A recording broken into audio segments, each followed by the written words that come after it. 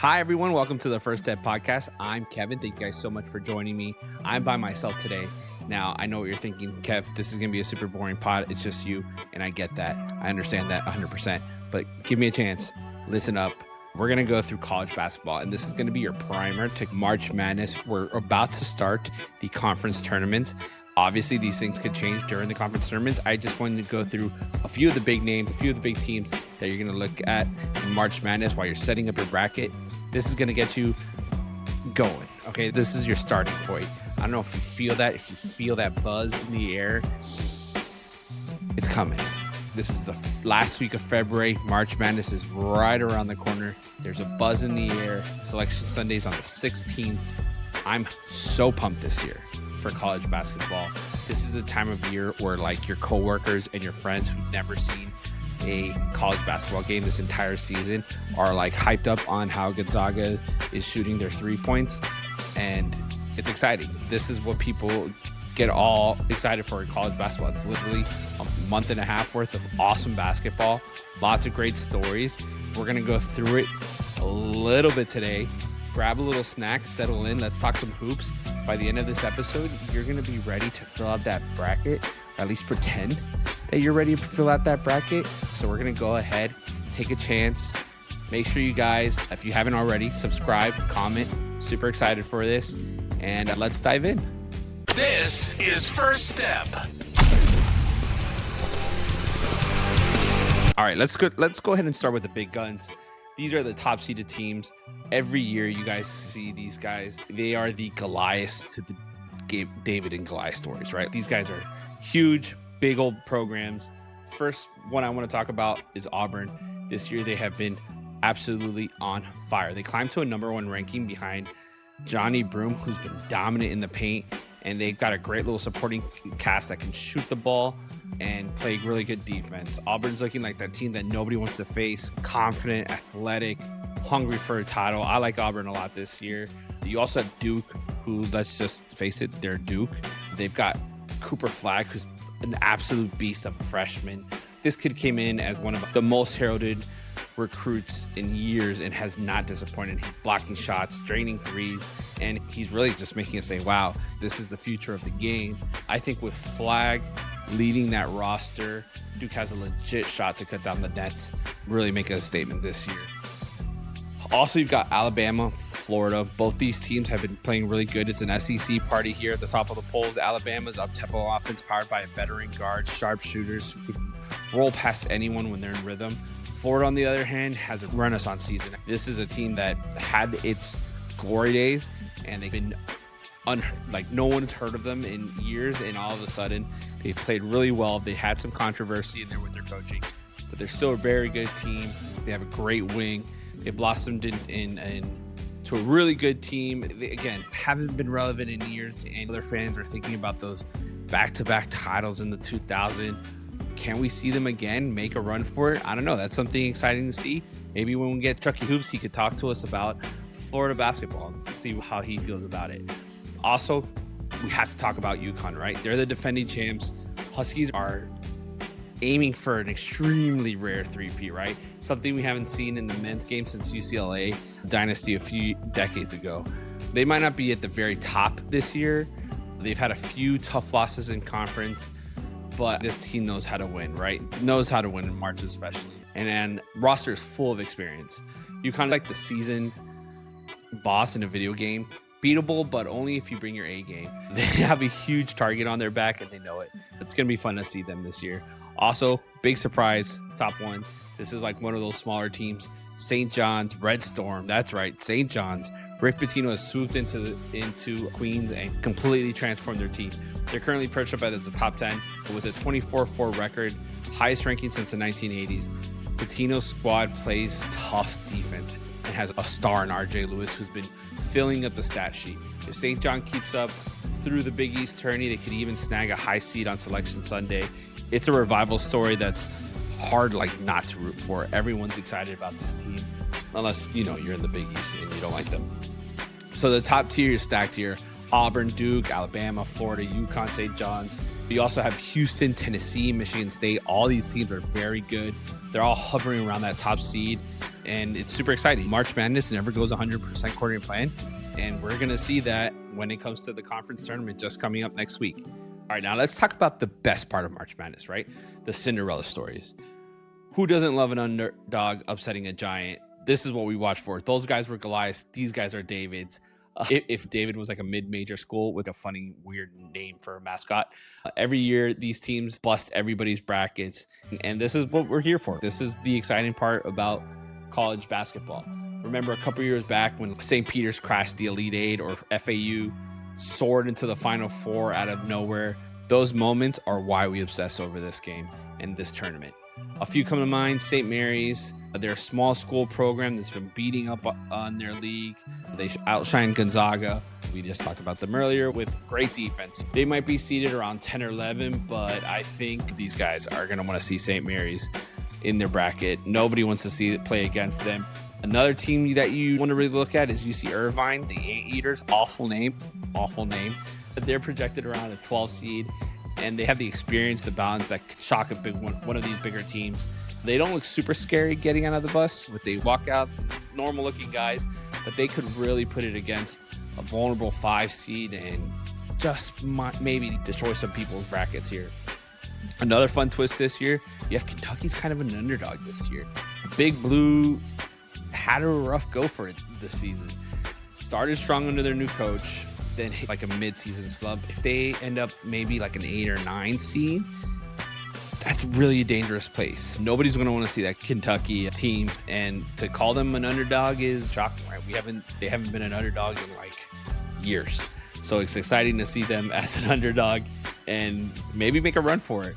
Also, there's VCU, there's Drake, there's High Point. All these teams, they might not be the first names you think of, but they got a lot of talent, a lot of experience, and those double-digit seeds make deep runs almost every year. Make sure to check them out. Again, all this stuff matters. Conference tournament. We'll see how they do. See how the selection committee pulls them in. And again, this is our primer to get you ready for that March Madness run. Of course, the underdogs even have a chance. They have to get in the tournament, right? And that's not a given for all these teams. Let's talk about some bubble teams. This is like the most stressful part of a lot of fan bases. Your team is just on that borderline. They might be good enough, they might not be. Imagine your team is all coming down to the final days, hoping that selection committee loves you a little bit more than love the other guy.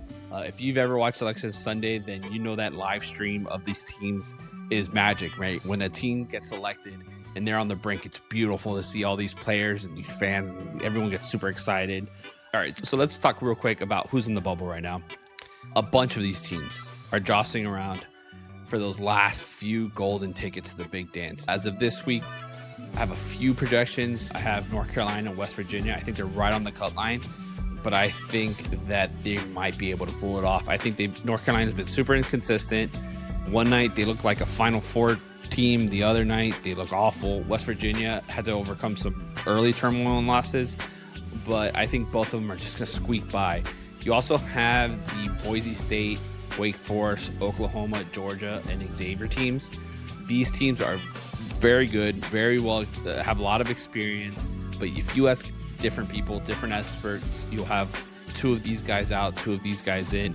I think it all is going to depend really a lot on this upcoming week on this conference play. A lot of these teams in the bubble, conference play is huge. It's the most important things. You're going to hear a lot like the last 4 in, and the first 4 out. It's harsh because being the first team out is like missing the NCAA tournament by like razor thin margins. Nobody wants to be those teams. Right now, I say teams like Clemson, Nebraska, SMU, and Arkansas were also right there on that fringe. They need a strong finish or maybe a little help from like a bid stealing upset in a conference tournament, knocking out like one of the big competitors just to boost their resume. These bubble teams, conference tournaments are going to be absolutely crucial. The bubble picture can and will change every day from here till the end, basically up to Selection Sunday. It's musical chairs, and when the music stops, the few teams are going to be left standing out, and some of these teams are going to be in. It just is what it is. Now, let's shift from teams to some of the players. These are the guys that are going to make or break those championship dreams. One of the coolest things about March Madness is how it creates heroes and legends overnight, right? Kemba Walker, Steph Curry, Mario Chalmers. They all became these big names, largely because of March Madness, right? No one knew who these guys were before. Who could be this year's heroes? I got a few people that you might want to know, some people that you definitely do know. We talked about him a little bit earlier. Cooper Flagg, crazy good freshman. He's the player that everybody's talking about. 6'8", forward with guard skills, shot blocker, and confidence to take over games at 18 years old. The hype around him coming into Duke was out of this world. Some folks were even calling him the next big thing since LeBron in high school. And somehow the kid's living up to it, man. If Duke goes far, Flagg will be front and center, making clutch plays and probably a few jaw-dropping dunks. He's the kind of player who could put the team on its back and win a game. He's a really good, fun player to watch. Johnny Broome, also talked about him, Auburn. He is Auburn's anchor in the middle. Broome is a double machine in the heart of the Tiger squad. He's a senior who's seen it all, and at 6'10", he could dominate the paint. What I love about Broome is his consistency. You almost pencil in 50 points, 10 rebounds every game, and he probably throws in 1 or 2 blocks. If Auburn is going to live up to that number 1 seed billing and make a Final Four run, Broome's going to be a huge reason on why they did it. Keep an eye on how he handles opposing big men on foul trouble. Broome goes, so go the Tigers. I like him a lot. Make sure you check him out. RJ Lewis, here's another name that you probably didn't know before this year, right? He's on this Rick Pitino team who's been absolutely phenomenal. He's a junior guard who transferred in, and he's been lighting it up. We were talking around like 17 to 18 points per game. He crashes the boards hard for a guard. He is the go-to scorer for the Red Storm, and he has had multiple 20-point performances in the biggest play. If St. John is going to turn their dream season into a March run, Lewis will need to play the hero. He's got to be involved in the game. He's got a smooth mid-range game and isn't afraid to be in the big moment. Watch for Pitino put the ball in his hands when they need the bucket. People don't want to deal with him. I'm going to throw in one more name here, Mark Sears. I think he's a great player. He's a senior guard for Alabama, and he has a great job at he does a great job running their offense. Alabama has several great players, but Sears' leadership and shooting make him stand out. He's one for hitting clutch free throws late. He's calming down the young guys, and he's hitting a great three-pointer when they need it. In a tournament setting, veteran guards like Sears are worth their weight in gold. Don't be surprised if you see this guy hitting a game winner or two in some of the earlier rounds. Of course, there's some other players here you could check out. Marquette has Kolek, Ziegler, Dickinson in Kansas. Part of the excitement of college basketball are the players, right? Like these are the people that you're going to go see. Obviously, college basketball is a little more team-centric than like something like the NBA, let's say. But these guys are game changers, and you should check them out.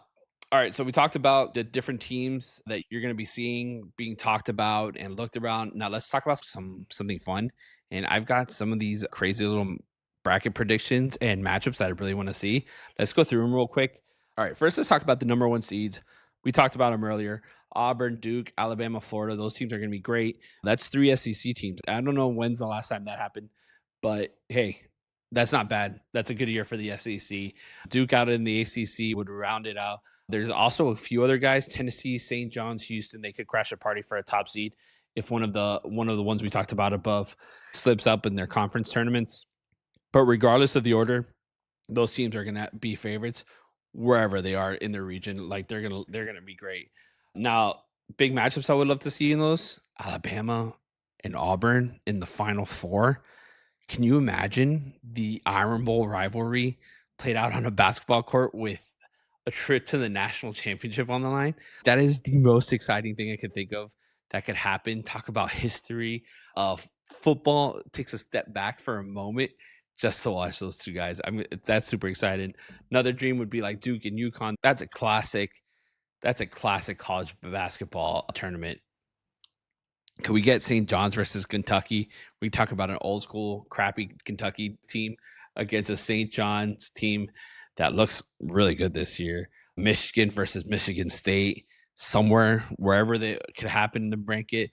That could be like really cool, like a Sweet 16 or Elite 8 game rivalry, in-state game with intense regular season like stories. It'll be a lot of fun to watch.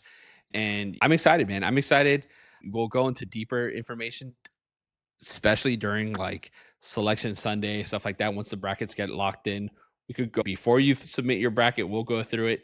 Make sure you guys are set up. That's it for this year's primer. Make sure you guys like, follow, subscribe. Let me know how you guys think about this game.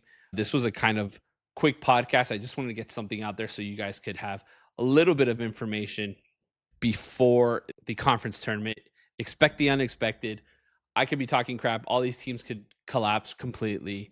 Make sure you guys like, follow, subscribe. Check out the handicapper reviews we're starting to do.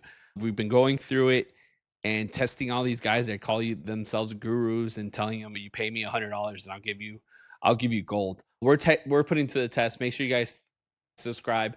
Check that series out on YouTube. If you're listening to us on Spotify, we're up on video, so you could see this. If you're watching us on Spotify, you see my beautiful face. If not, make sure you guys check us out on YouTube. We're also on there if you want to see what we all look like. Guys, thank you so much. We'll be back next week. Go into more detail, some college basketball stuff. We'll go through some conference play. We'll go through some NHL. We'll go through some golf. We love you guys. Thank you so much. Have a good one.